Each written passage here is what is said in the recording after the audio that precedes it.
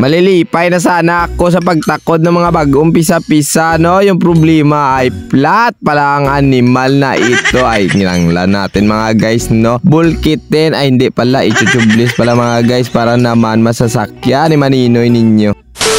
So ngayong araw pala mga guys, no, pakita ko sa inyo kung ano naman ang ubraw ni Maninoy nyo. Oh, ala, maagang maaga dinala sa akin ang purpose na bike na ito, no. Ay, walang hangin yung gulong-gulong. Ay, yung gagawin daw natin, tatakodan daw natin ng bagong pedal tsaka preno. Tapos lalagyan din natin ng Yakult mga guys, no, para everyday okay. Ay, hindi ako okay kasi naman ay magugulo pa ako dito ng pedal. Oh, ay, ala, papalpagin ko ito para naman, ala, magugot. Yambot na lang gida. So dahil nga natapos na natin sa pagtakod yung pedal mga guys, no, andito na tayo. Oh, maglalagay na tayo ng Yakult, pero hindi ko yan inubos mga guys. Tinunga ko lang, ay baka hindi naman natin malagyan yung kabila. Kulang budget ang tagiya. Yambot na lang gida.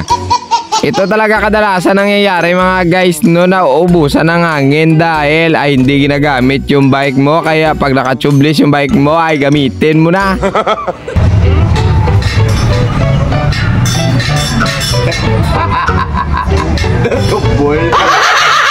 Sa mga gumagamit pala ng Yakult na ganito mga guys, no, ganyan talaga yan. Oh, pag mamamalhan yung gulong-gulong mo tapos nilagyan mo ng bagong Yakult, ay sigurado magbibilog-bilog talaga yan mga guys. So alam nyo na yung gagawin, no. Ay, maintenance yung gulong nyo. Ay baka hindi nyo malaman, wala na palang basa sa sulod. Bye. Wow!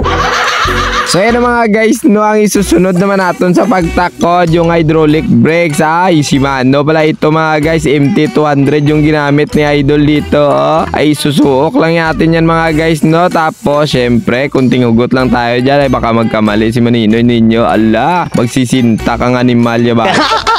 Sa pagtakod pala mga guys ng kaliper, no, ay dubling ingat talaga yan mga guys. Kasi pag sumala lang yung liso-liso mo, sigurado malulustred yung fork mo. Oh, kita nyo naman siguro yung mga pisa ni Idol. Oh, sobrang ganda ng mga pisa ni Idol ba. For weapon, ala, grabe, no, pambato sa inaway, bayambot na lang gida. At dahil nga malaba yung hydraulic hose natin mga guys, no, kailangan muna natin itong putulan, ay ambot na lang gida. Para hindi naman mga guys magsasagway ba. O, harap likod na yung binutulan ko, no. At sana'y nalilipay kayo.